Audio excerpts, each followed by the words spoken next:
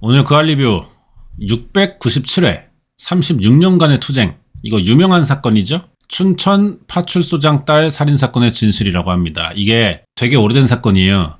1972년 9월 28일이고 방송은 2008년 12월 20일에 나왔어요. 이게 7번 방의 선물의 모티브가 된 사건이라고도 합니다. 그리고 제 개인적으로도 좀 이제 의미가 있는 사건이죠. 제가 범죄사건 지금 8년째 하고 있는데 제일 처음 했던 사건이에요. 2016년도였나? 그때 제가 춘천 살았다 보니까 춘천의 범죄사건, 미제사건 뭐 있었지? 검색하다 보니까 이 사건이 있길래 제일 처음에 했던 거고, 이분이 지금 돌아가셨어요. 결국은 이제 명예회복이 됐어요. 오래 걸려가지고. 그리고 목사님 되셨는데 사망하신 걸로 압니다. 그런 사건이고, 자세한 내용은 또 이게 모르시는 분들이 은근히 많아요. 너무 오래된 사건이고 좀 많이 잊혀졌죠. 그래서 한번 또 보기 위해 오랜만에 준비해봤습니다. 1972년 9월 28일 아침, 춘천시 주택가 논둑에서 한 소녀의 시신이 발견됩니다. 바지와 속옷이 벗겨진 채였고 그 옆엔 소녀의 주황색 슬리퍼가 가지런히 놓여 있었어요. 소녀의 나이가 11살, 당시 초등학교 5학년이었습니다. 사람들은 이 사건을 파출소장 딸 강간살인사건이라고 불러요. 그 당시 부검입니다. 사망한 원인은 역시 교살이죠. 말하자면 목 졸려서 죽은 것으로 생각된 건 확실하고요. 강간을 시도한 거는 확실하다고 또 생각이 들어요. 어린애를 강간하고 죽인 이 충격적인 사건은 당시 전국 4대 강력사건 중 하나로 이목이 집중됐고 곧바로 대대적인 수사가 시작됩니다. 그리고 사건 13일째 경찰이 범인을 잡았는데 그 사람이 38살 된 만화가게 주인입니다. 정씨라는 남자예요. 얼굴도 공개가 바로 됐네요. 아내와 4명의 자녀를 둔 그는 범행 사실을 순순히 자백을 했어요. 1심과 2심을 걸쳐 대법원에서 무죄를 선고받은 그는 사람들 기억에서 그렇게 잊히는 듯 했습니다. 왜? 사건 끝났으니까. 근데 제작진이 2001년에 이 사람을 만나봅니다. 교도소 수감 15년 만인데 모범수로 석방돼가지고 시골의 작은 교회에서 목사로 일을 하고 있었거든요. 만나보니까 첫 마디가 이래요. 정원섭 씨, 나는 떳떳해요. 죄가 없어요. 결백하고요. 누가 뭐래도 내 마음속엔 언제나 나는 죄가 없다고 생각을 해요. 자신은 그 사건의 범인이 아니래요. 30년 묵은 누명을 벗겨달라며 그가 내온 빛바랜 사건 기록, 그것을 바탕으로 제작진은 의혹을 하나씩 추적합니다. 그리고 2008년 11월 28일 7년 만에 정원섭 씨로부터 반가운 소식이 전해지는데 재심이 열렸어요. 무죄 나옵니다. 36년 만에 무죄를 받은 거예요. 이분입니다. 이분이 참고로 뭐 뒤에 얘기가 나올진 모르겠지만 이분이 이 눈동자나 이 눈이나 이 각도가 좀 이상해요. 사시처럼 보이거든요. 이거 고문당해서 생긴 흔적인 거예요. 오늘의 승리는 여기에 값진 승리라고 이렇게 돼 있는데 저 한 사람의 승리가 아니고요. 우리 한국 민주주의의 승리입니다. 시국 사건이 아닌 일반 형사 사건으로는 사법사상 유례를 찾기 힘든 재심과 무죄 선고. 그런데 일주일 뒤 이번에는 검찰이 항소를 해요. 여전히 정원섭 씨는 72년 그때 그 강간살인 사건의 범인이 맞다는 거지. 자기들 시각에는. 물론 뭐 검찰이 어떤 사건에서 패소하면은 기계적으로 항소를 합니다. 한 번은. 왜냐면은 검사 개인으로 안 봐요, 재판을. 검찰 조직의 패배라고 보거든요, 검찰에서는. 조직 문화가 강해요, 검찰이. 그러다 보니까 이거는 우리의 패배야. 그래서 기계적으로 항소를 합니다. 그렇게 봐야 될까요? 근데 검찰이 주장하는 바가 뭐가 더 그래도 있으니까 재심을 하는 거 아니겠습니까? 자, 사실 시점이 바뀌어서 이번에 36년 전 사건이 벌어졌던 춘천의 우두동이에요. 만화가게에 있던 마을이 아파트촌으로 변했어. 완전히 이제 그 일대가 달라져 버렸어요. 근데 사건 현장인 주택가 논둑은 옛날 모습 그대로라고 합니다. 이 우두동을 제가 가봤는데 2000년 초반때까지만 해도 좀 휑한 느낌이 있었습니다. 최신식 건물들이 들어서곤 있었지만 그 당시에 그래도 이 미개발 지역도 있었고 바로 앞에 산도 있었고, 그래서 70년대쯤으로 생각해보자면 완전 그냥 논길이에요, 다. 사건 당일 처음 경찰에 신고한 사람은 공무원 유씨라는 사람이래.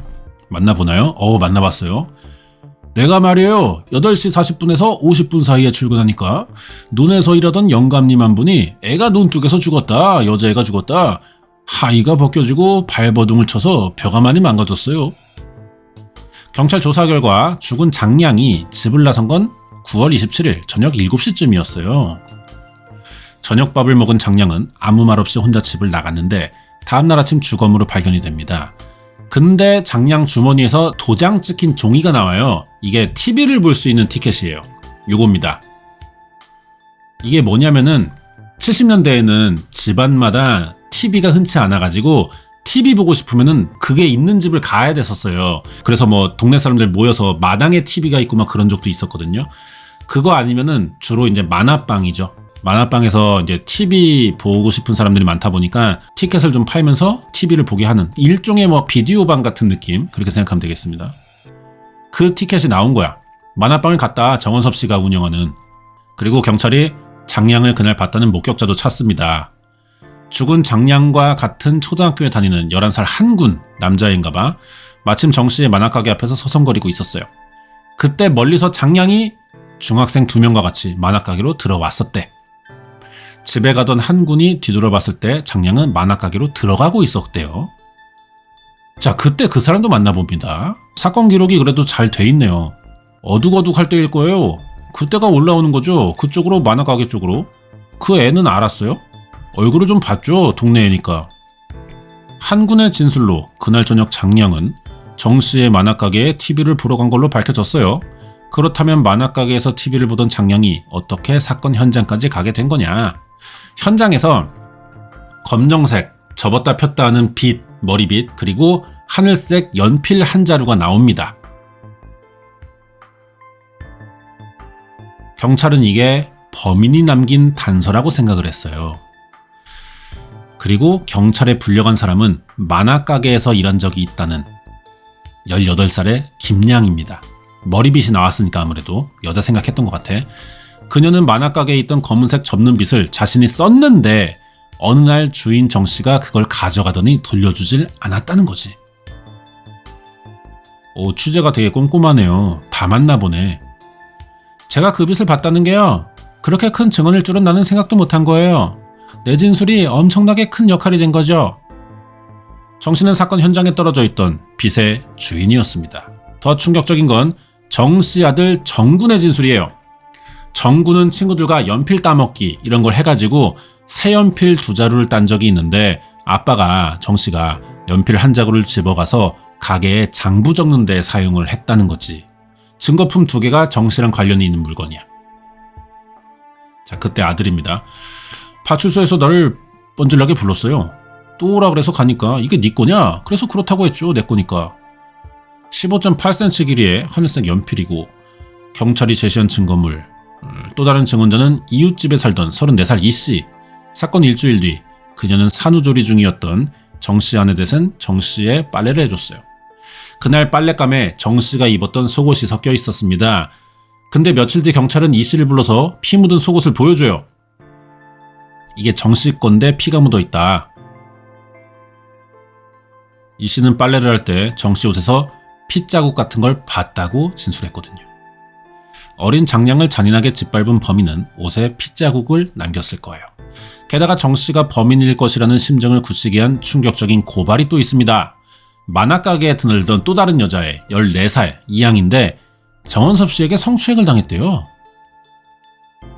그리고 사건 13일 만에 이런 것들이 보이니까 결국 정 씨가 자백을 했다는 거야, 이게. 자백 내용 보면은 사건 당일 술 마시고 저녁 늦게 만화가게로 갔다. 이때 가게에 온 장량을 문 앞에서 만났다. 나는 TV가 고장나 잘 보이지 않는다며 다른 가게에 가서 TV를 구경하자고 했다. 그러나 길을 걷던 중 마음이 변했다. 논둑에 다다랐을 때 범행을 시작했고 몸부림치는 장량의 입을 틀어막는 사이 장량은 기절한 듯했다. 하지만 의식을 되찾은 장량이 비명소리에 놀라 그만 목을 눌렀다. 그래서 성폭행을 시도하는데 애가 반항이 세니까 소리도 지를 것 같고 들키니까 이러면 우발적으로 눌렀다. 자기도 모르게 목을. 그래서 죽은 거다. 이렇게 진술을 한 거예요. 이따가 나오겠지만 이것도 이제 고문에 의한 허위 자백입니다. 사건 당일 정 씨는 만화가게 가기 전 200m 거리에 있는 자신의 집에 있다고 진술했었어요. 정 씨네 5가구가 살던 살림집이 딸린 아내가 운영하는 작은 선술집인데 위치상 이렇습니다. 가깝죠? 한 블럭이에요. 만화가게 여기에 있고 여기 아내가 운영하는 술집. 정 씨는 이날 오후부터 목수들을 불러 가게를 수리했는데 작업은 해가 질 때까지 계속됐어요. 7시 무렵 정 씨는 일을 중단했고 오후 내내 고생한 목수들을 대접하기 위해 술을 마시기 시작합니다. 그래서 갔구나, 술집을. 근데 이때 또 한 사람이 등장해요. 정 씨에게 빌려준 돈 2만 원을 받으러 온 송여인, 송 씨 여자. 그녀가 온 뒤에도 목수들은 가게에 좀 더 머물며 막걸리 2대를 마셨는데 그들이 가게를 나선 시간은 저녁 7시 30분쯤이었어요. 정원선 씨는 7시 30분까지 알리바이가 있는 거야. 정 씨는 송 씨 여인과 다시 술을 마시며 얘기를 나눕니다. 근데 바로 이때부터 경찰과 정 씨의 주장이 엇갈린다는 거죠. 정 씨는 얘기 들어보면 송 씨 여자가 집을 나선 시간이 9시 이후라고 했어요. 만화가게에 가보라는 아내와 말다툼을 한 정 씨가 집을 나선 건 10분 뒤입니다. 가게에 도착했을 때 TV에서는 축구 중계를 마치는 아나운서 목소리가 들렸고요. 그날 한국과 미얀마 축구가 있었는데 9시 반에 끝나요. 정 씨 주장대로라면 장량이 살해된 8시 50분에는 범행 현장에 갈 수가 없는 겁니다. 근데 경찰 수사 기록에는 송 여인이 정 씨의 집을 떠난 시간이 8시로 돼 있다는 거예요. 이 사건이 그러니까 기록은 되게 자세하게 남아져 있어, 아직도. 근데 이게 가라였다는 거야. 가라로 만들어야 되니까 오히려 더 만들어 놓은 건가? 남겨놓은 건가? 9시와 8시, 송 여인의 진실은 어느 쪽일까? 정 씨의 알리바이를 풀기 위해 송 여인을 찾아 나섭니다. 오, 맞나요, 이 사람도? 시간은 9시 되면서 그때 왜 그렇게 됐냐면 거기를 갔다가 그때 지나면 차가 없어요. 걸어와야 돼요. 그래서 차 시간을 물어봤더니 9시 땡치니까 차가 있느냐? 그렇게 해서 차 타고 온 거였어요. 송 씨는 36년 전에도 경찰에게 똑같은 얘기를 했어요. 하지만 경찰은 거짓말하지 말라며 손을 끌어다가 강제로 조서에 지장을 찍게 합니다. 조서를 지들이 쓴 거야, 경찰이. 시간이 나보고 다르게 말했다고 그렇게 구박을 줬어요. 나 구박 많이 받았어요. 그 사람들한테 겁이 나서 화장실 갔다가 신발을 빠뜨렸어요. 딸네 집 가서 하룻밤을 잤는데 그리 붙들러 온 거 있죠. 그래서 도망갔어요, 산으로. 송 씨는 법정에서도 9시라고 증언했습니다. 하지만 위증죄로 구속됐어요. 그리고 징역 6개월을 삽니다. 와, 나 한대로 뭐 거짓부렁 할 줄도 모르고 꾸며댈 줄도 모르고 나는 떳떳하면서도 징역 살라니까 가서 살았지. 지금 같으면 안 들어가. 내가 이렇게 했지. 그럼 경찰은 왜 송 여인이 8시에 정 씨의 집을 떠났다고 추정했던 걸까? 그건 국과수에서 보낸 장량의 사망 추정 시간 때문이라는 거예요. 나름 근거가 있다는 거야, 또. 8시 50분경 써있네. 장량의 사체는 발견된 날 오후에 부검에 들어갔어요. 윗속에 있던 음식물 50cc가 국과수로 보내졌는데 며칠 후 도착한 감정 결과 위 내용물에서 밀가루 음식이 나왔고 사망 추정 시간은 식후 1시간에서 2시간 사이라고 했습니다. 장량의 어머니는 장량이 사망하던 날 7시쯤 애한테 김치랑 밥, 칼국수를 먹였다고 또 진술을 했으니까. 그러니까 장량은 저녁 8시, 9시 사이에 사망한 거고 경찰이 주장한 8시 50분은 아슬아슬하게 이 범위에 들어가는 거죠. 그런데 부검위의 의견이 다릅니다. 감정서에는 위 내용물이 김치밥, 국수라고 정확히 기입이 돼 있어요. 직접 가서 사체를 검안했고요. 그 다음에 또 도립병원으로 옮겨서 부검했죠. 식후 한 30분 내지 50분, 여하튼 직후에 곧 그런 일이 벌어진 거 아닌가 생각이 돼요. 부검이 감정에 따르면 장량이 7시 반에서 50분 사이에 사망했다는 거예요. 같은 내용물을 가지고 왜 이런 의견차가 생기냐? 제작진은 사건 당시 사망 시간을 1시간에서 2시간으로 추정했던 국과수 감정인 만납니다. 그는 왜 밥과 국수를 밀가루 음식이라고 표현한 거냐? 이 사람인데 위 직접 절개해가지고 이 내용물 봐서 밥이니 뭐 국수니 했겠지만은 이 저희한테 보낸 건요, 거기 50cc 정도를 보냈을 때는 이 뭐 밥이니 국수니 우리가 분간할 수가 없어요. 그러니까 그냥 밀가루를 한 거죠. 왜냐면 이게 범벅이 돼 있어. 그래가지고 이게 또 오는 기간에 또 소화가 됐을 거 아니에요. 그 기간이 있어가지고 이미 소화액이 오픈압이 돼 있거든. 만약 사건 현장인 춘천에서는 국수와 밥알이 정확히 보였는데 서울의 국과서에 도착했을 때까지 하루가 걸렸다면 어떻게 결론을 내렸을지 물었습니다. 뭐 밥알 국수 같은 게 있게 되면 뭐 한 1시간, 넉넉 잡아 1시간 될걸요? 만약 사망 추정 시간이 7시 반에서 50분 사이라는 부검 결과가 검토됐다면 그 무렵 목수와 함께 있었다는 정 씨의 알리바이는 더 분명해졌을 거예요. 근데 존나 웃긴 게 이런 개인차가 있다고 치자고. 근데 목수들이 알리바이를 대주잖아. 그러면 씨발 좀 다른 증거를 찾으려고 해야지 그걸 우겨가지고 그냥 조서를 그렇게 만드는 게 맞냐? 빙신 같네. 자, 그런데 재판 진행 중에 3회에 걸쳐 선생님을 증인으로 채택하고 소환했다는 기록이 있거든요. 증언을 하거나 증인으로 출두하라는 연락을 받은 일이 없습니다. 한 번도 없으시고요. 예, 당연히 재판이 있으면 부검의 소견을 들어보는 게 순서일 걸로 생각하는데요. 부검의 소견을 들어보지 않았다는 거는 좀 이상하게 생각을 했습니다.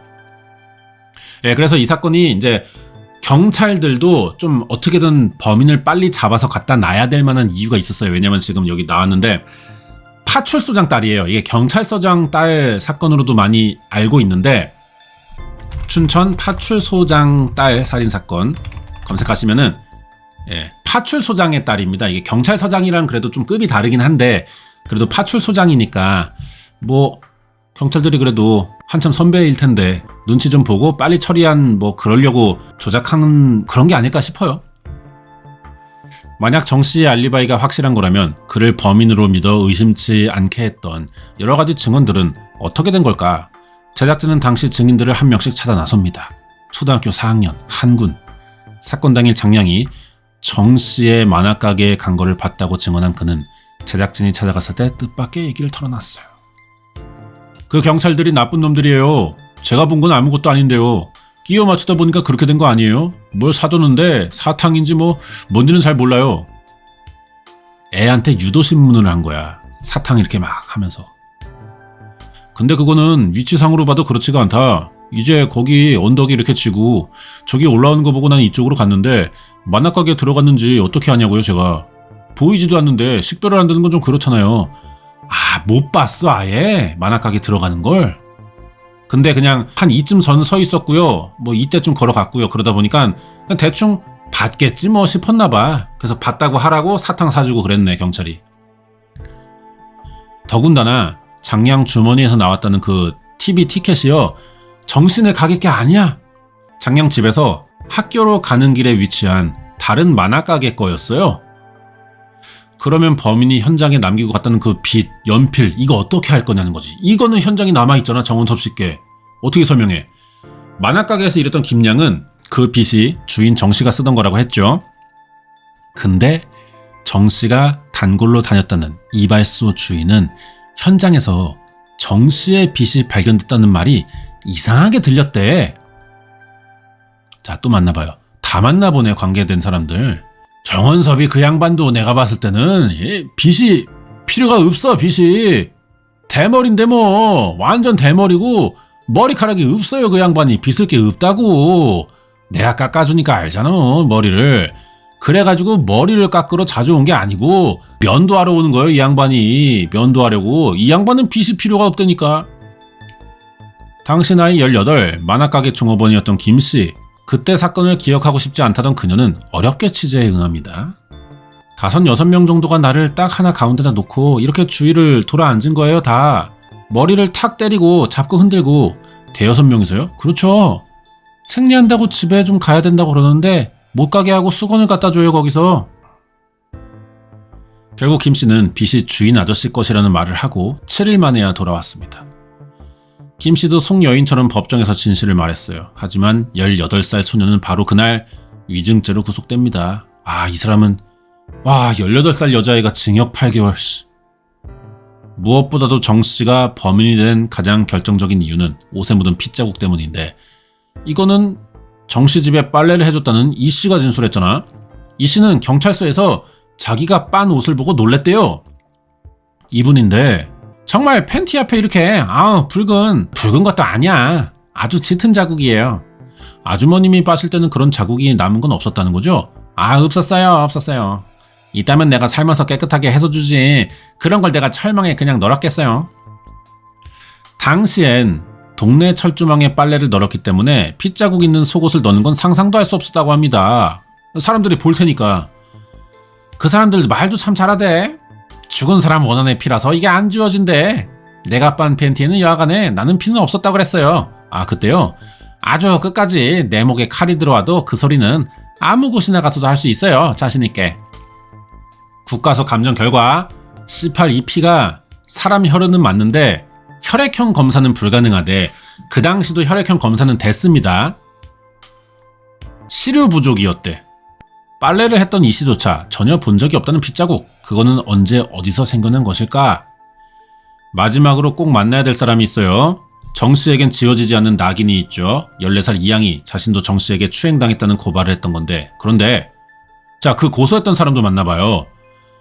이렇게 여관 같기도 하고 제가 거기를 같이 갔었죠. 형사 아저씨하고 얘기를 좀 하자 그래서요. 네, 그렇게만 하면 집에 빨리 보내준다고. 그래서 그냥 춥고 그러니까 또 무섭고 빨리 가고 싶잖아요. 뭘 묻는지도 잘 몰랐어요, 그때는? 그렇죠. 사건 자체가 어떤 거였구나.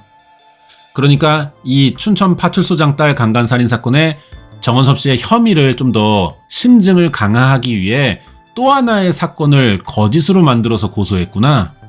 정 씨를 고소했다는 이양의 아빠는 고소장 내용도 몰랐대.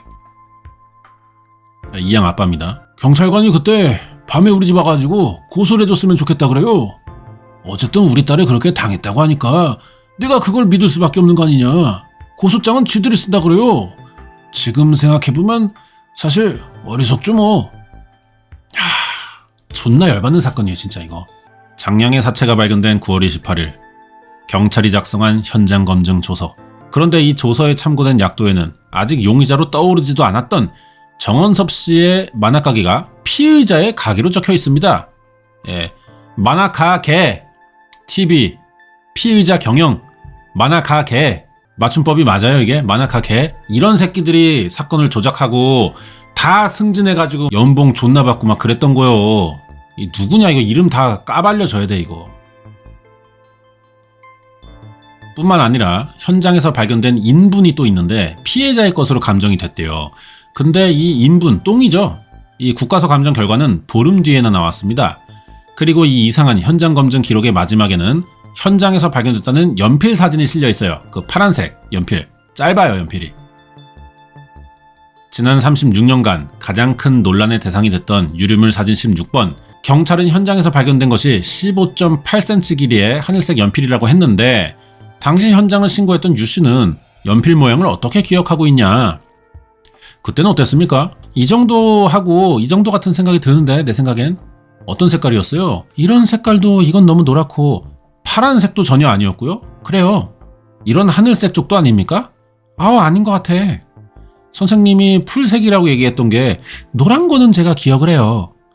잔디밭에 떨어졌는데 가을이니까 잔디가 노랗잖아요. 구분이 잘 안 될 정도였어요. 씨펄. 연필 색깔도 다른데 이게 증거물로 채택이 됐다는 거야. 현장에서 발견된 연필을 직접 본 사람이 한 명 더 있습니다. 지역 신문사 경찰 출입 기자 유운소 씨. 예. 지금도 기억에 남는 거는 노란색이라고. 노란색. 연필이 노란색인데 몽당 연필이에요. 그때는 짧은 거예요. 이렇게. 이거는 아주 지저분해요. 처음부터 사가지고 오래오래 쓰다 보니까 때도 묻고 하여튼간에 그런 연필이에요. 이 수수께끼를 풀어줄 사람은 정씨의 아들 재호씨입니다. 그저 아들 연필이라고 했으니까. 그는 앞서서 하늘색 연필이 자기 거라고 진술했어요. 근데 얘가 놀라운 말을 합니다. 아드님이 많이 크셨네요. 이렇게 말하는 게 맞나? 아무튼 예, 맨 처음에 그 현장에서 나온 연필인가 봐요. 예, 근데 조그만 연필을 가져왔더라고 경찰이. 이거 네 거 맞지? 그러더라고. 그래서 아니다 그랬죠. 무슨 색이냐? 뭐 갈색이랑 뭐 노란 계통 그런 거에 가까웠던 것 같아요. 자, 근데 며칠 뒤에 학교 갔다 오니까 나를 싹 부르더라고요. 어떤 경찰이요? 예. 와가지고 집 앞에 거기 문 앞까지 와서 잠깐만 이렇게 오라고 하더라고요. 그래서 따라갔어요. 따라갔더니 야, 너 집에 가서 가방 좀 갖고 올래? 이러더라고요. 그때 내가 가방을 가져갔죠. 야, 경찰이 그러니까 이 하늘색 연필은 애초에 이분 게 아니에요. 아들 게. 애초에 아닌데 아들 거라고 어떻게 만들어야 되냐. 아들의 흔적을 남기는 거야. 하늘색 연필을 경찰이 꺼내더니 깨물어 보라고 했잖아. 그래서 아들께 된 건 거야. 그리고 연필 돌려주지 않았대잖아. 현장에 갖다 놓고 사진 찍어야 되니까. 그리고 학교를 한번 찾아왔어요 또. 그래서 학교 찾아와서 나를 불러서 이제 선생님이 뭐 우리 담임이 있었는지 잘 모르겠는데 이거 네 거 맞느냐 그래서 그거 맞잖아요. 다음 날인가 다음 날인가 왔는데 그렇다고 이제 그랬죠. 이렇게 해서 짧은 노란색 연필은 기다란 하늘색 연필로 바뀌었고 그때 겨우 9살이었던 재호 씨는 자신도 모르는 사이 아버지를 범인으로 몬 증언을 하게 됐던 겁니다. 아빠가 범인이라고 생각하고 뭐 거기에 맞는 사실을 말한 게 아니라 자기가 지금 무슨 말을 하고 있는 건지도 모르는 거야. 이렇게 말하면 아빠가 잘못된다 이 자체도 몰랐을 거야. 당시 재호 씨를 조사했던 연필을 찾아 연필에 관해 물어봅니다. 당시 담당 수사 경찰입니다. 연필을 왜 가져갑니까? 그 연필을. 아무래도 참. 쓰던 연필 하나 줘봐라. 너 한번 깨물어봐라. 그랬잖아요. 아, 나 정말. 아유, 그게 그렇게 그거는요. 예? 언제 누가 얘기한 겁니까 그거? 그 사건을 그 연필 관계를 그렇게 말했다면요. 내가 죽일 놈이죠. 예? 그거는 안 되죠. 그거는. 이지랄을 했어요. 그러나 재수사를 시작한 진실화해위원회는 하늘색 연필이 당시 현장에서 발견한 연필이라고 확신할 수 없다고 결론을 내려요. 이분이 그 진실화해위원회 조사국장. 연필과 빛에 대한 사진이 계속 논쟁이 있었는데 훨씬 이후에 찍은 사진으로 추정되는 사진을 붙여놓고 그 다음에 감정서, 그 이후에 한 15일 정도 후에 도착한 감정서를 검증 내용을 여기다 다시 실어놓고 그래서 이 검증조서는 당시 수사하면서 작성했다기보다는 추후에 모든 걸 짜맞춰서 검증조사라는 형태로 만든 게 아니냐. 저희가 그때 그런 말들이 나왔습니다. 마지막으로 이 사건에는 꼭 풀어야 하는 의문이 하나 더 있는데요. 진범이 아니라면 그쵸? 당사자가 자백을 왜 했냐는 거야. 용의자로 불려간 날부터 3일 동안 파출소 이제 뒷방이야. 또 취조실도 아니고 무슨 일이 있었는지 정씨는 자백에 이르는 과정을 일기 형식으로 써놨습니다. 형사들이 옷을 갈아입혔다. 군복 작업복이었다. 양쪽 발목을 뻣뻣한 타월 같은 걸로 감고 넓적한 총끈 같은 걸로 양손을 묶는다. 묶은 팔을 무릎 밖으로 씌운다. 무릎 사이를 경찰 방망이로 꿰뚫어 씌운 팔이 벗겨지지를 않는다. 양쪽 테이블에 방망이 끝을 걸친다. 이거 무슨 뜻이냐면은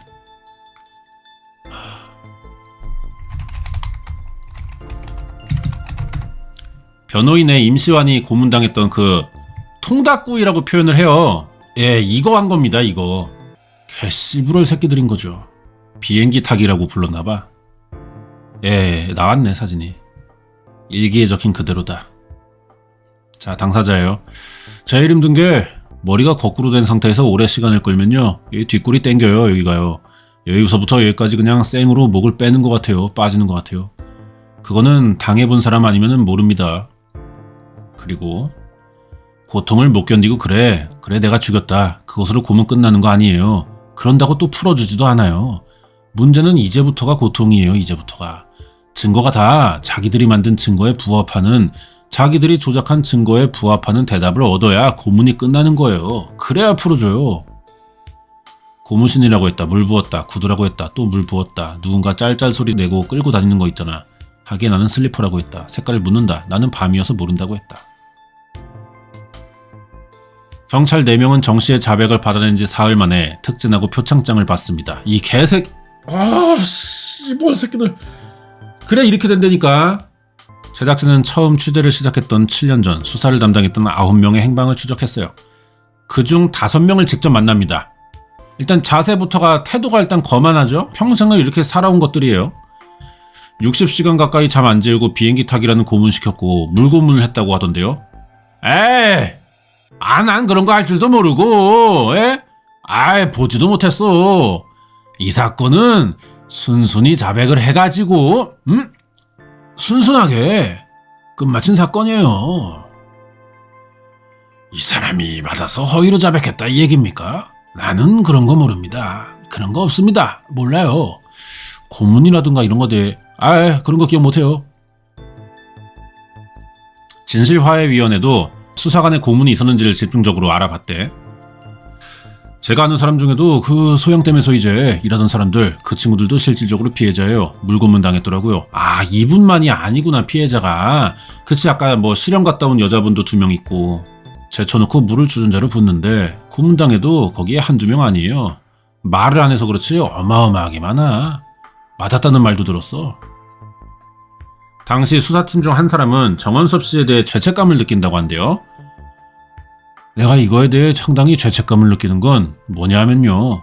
가혹 행위에 대해 거기에 순경으로서 반장이 있고 모이는데 입회를 했을 망정 거기에 가담이 없었죠. 저는 양심적으로 얘기를 해서 가혹 행위를 내가 직접 한 게 아니고 난 옆에서 저것만 했지. 순경으로서 뭐 어떻게 할 수가 없었어요. 자기는 방조자라는 거야. 다 봐놓고. 그리고 혹시 과거의 일로 처벌받게 되는 게 아닌가 걱정도 했대요. 이게 공소가 지났나요? 시효가? 다 지났죠. 살인도 15년인데 공소시효가.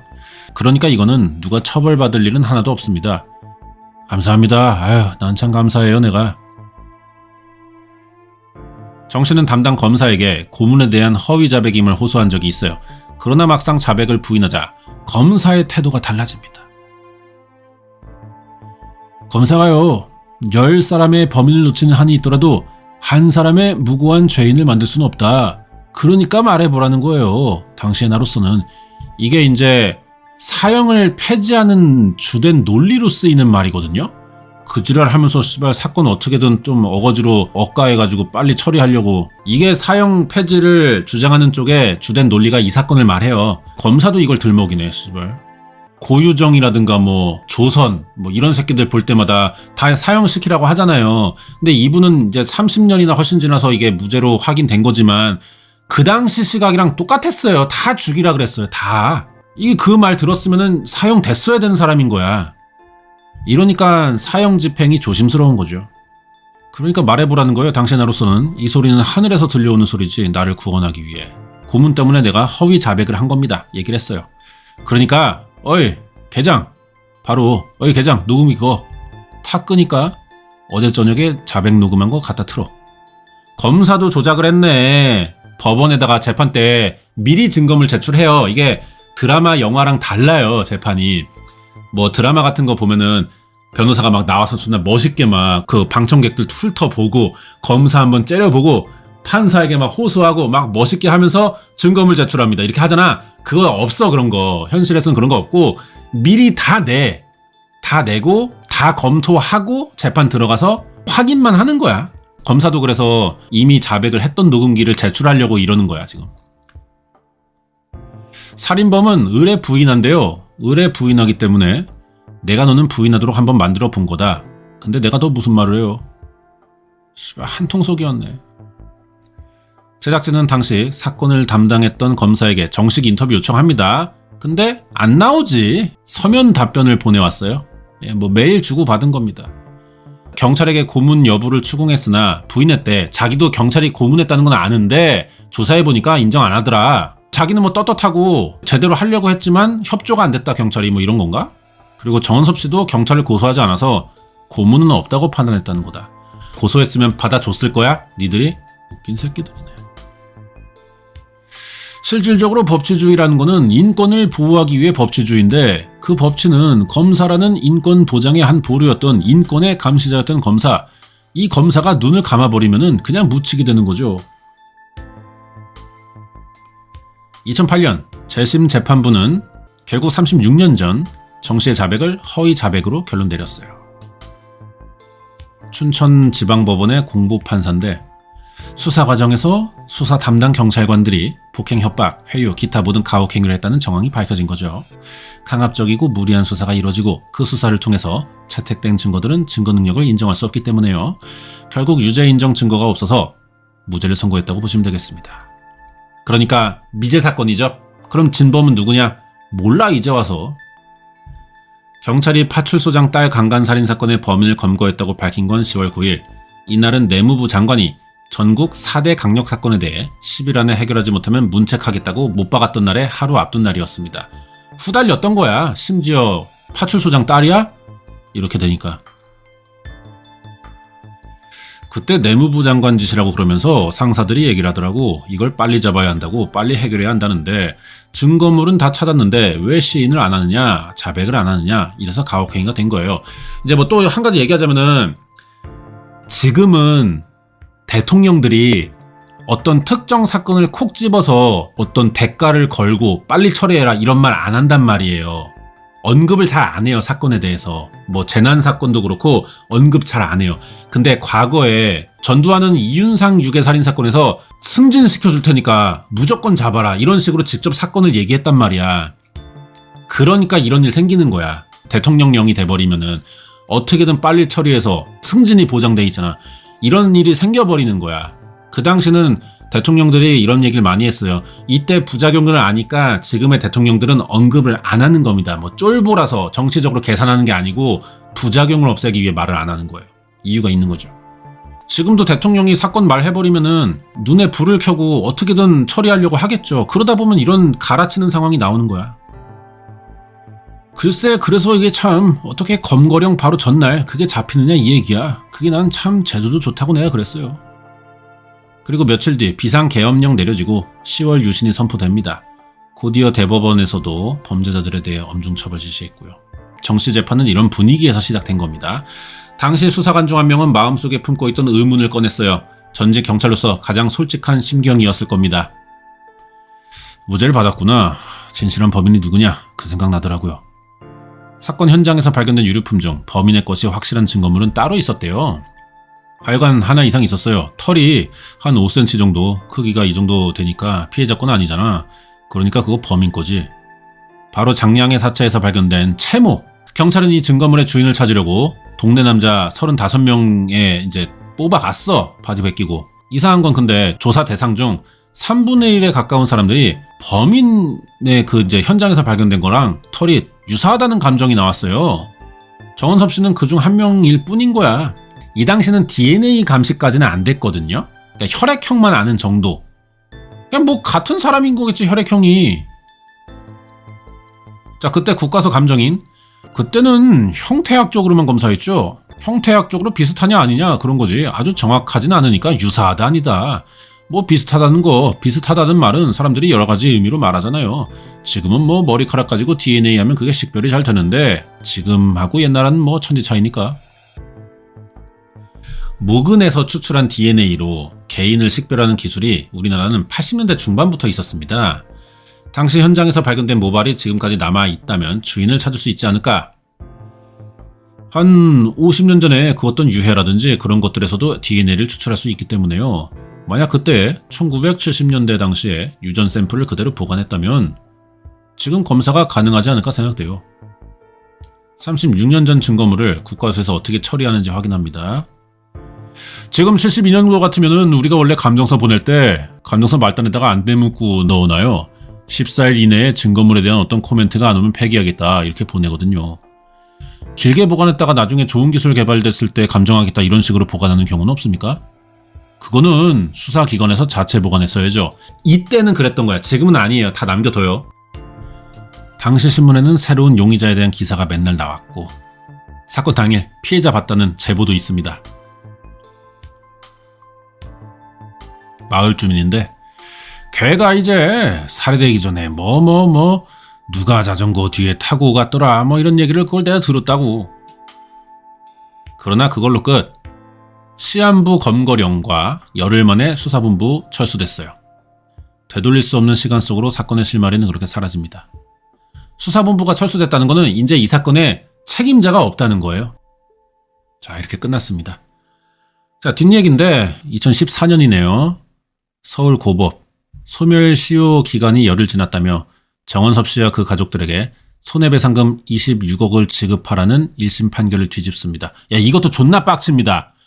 손해배상 청구도 했어요. 나라를 상대로. 승소해서 26억 지급 판결이 나왔는데 기간이 지났대. 그러니까 씨발 기간이 언제까지인지를 알려주지 않고 지나고 나서 다시 재판을 열어가지고 개새끼들이 이거 26억 마저 안 주려고 못 주겠다는 거지. 정원섭 씨가 소멸 전에 신청해서 받아가야 되는데 안 됐어. 날짜를 안 알려줬다니까. 씨발 새끼들이야 진짜. 대법원은 2013년 12월 12일 재심에서 무죄 선고를 받은 과거사 피해자들이 낸 손해배상 청구 소송에서 이전까지 민법에 따라 3년으로 통용되던 소멸시효 기간을 뜬금없이 형사보상 결정 확정일로부터 6개월로 못 박습니다. 그러니까 기간을 줄였어. 이게 3년이야 기간이. 3년인데 갑자기 이 새끼들이 말도 없이 줄여놓고 님 기간 지났는데요? 돈 못 줌. 이지랄하는 거야. 자, 7번 방의 선물 그래서 나왔던 거고. 예, 그리고 2021년이에요. 3년쯤 지났는데 정원섭 씨 이제 뭐 나이도 많이 드셨고 노안으로 사망하셨습니다. 촛같은 사건이에요 진짜. 옛날은 진짜 이랬습니다. 지금 뭐 경찰, 검찰에 대한 불신이 있는 분들이 보통 좀 이렇게 연령대가 좀 있는 분들이거든요. 이 시기에 살았던 분들이라 그래요. 이 시기에 이런 걸 워낙에 많이 보고 자라가지고 지금 이제 임용되는 경찰, 검사 이런 사람들 안 그래. 안 그런다고. 다들 착하고 친절해. 근데 그 당시 자기들 한참 젊을 때 기억이 평생 가니까 그래서 욕하는 거거든요. 이게 다 이딴 것들 때문이야 이게. 이 개새끼들 때문에. 보상금도 못 받았어. 아휴. 36년 만에 명예 회복된 건데 26억이 뭐라고 그렇게 끝난 사건입니다. 얼탱이만 없는 사건이었고요. 제가 이거 보고 이제 좀 그 당시에 저도 충격을 좀 받았죠. 그래서 춘천 살기도 하고 나의 첫 방송 콘텐츠 그런 사건으로 이제 했던 게 기억이 납니다. 너무 옛날 영상이라 뭐 찾아보지는 마세요. 있긴 한데 되게 못생겼어요 그때 저. 안경도 썼고 찐따 같아요. 보지 마시고요. 아무튼 뭐 여기서 마치겠습니다. 오늘 967회 봤고요. 36년간의 투쟁, 춘천 파출소장 딸 살인사건의 진실이었습니다. 뭐 취재 엄청 알찼어. 이 사건에 관계된 모두를 만나봤던 것 같아. 그 검사 새끼 빼고, 그죠? 그 당시 그 알은 약간 좀 광기에 물들어서 어떻게든 파고든다. 좀 이런 게 좀 있었던 시절이었던 것 같아요. 이 당시가. 한참 그것이 알고 싶다가 이제 인기 많을 때, 프로죠. 신뢰성 높을 때. 지금은 뭐노? 아무튼 오늘 여기까지고 다음 주에 또 좋았던 방송 편 준비해서 리뷰해보겠습니다.